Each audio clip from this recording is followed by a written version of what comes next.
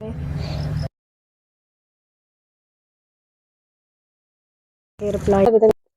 اللہ الرحمن الرحیم۔ السلام علیکم۔ آج ہوپ کہ سب ٹھیک ہوں گے۔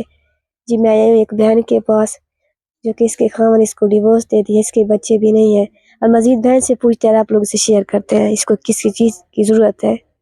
السلام علیکم۔ وعلیکم السلام۔ تو کیڑی چیز کی پریشانی ہے؟ کمرہ ملا ونے پہلے کمرے ہیں، لیکن جس ٹائم بارش آندی ہے بہت مشکل تھی ویندا ہے رہنا۔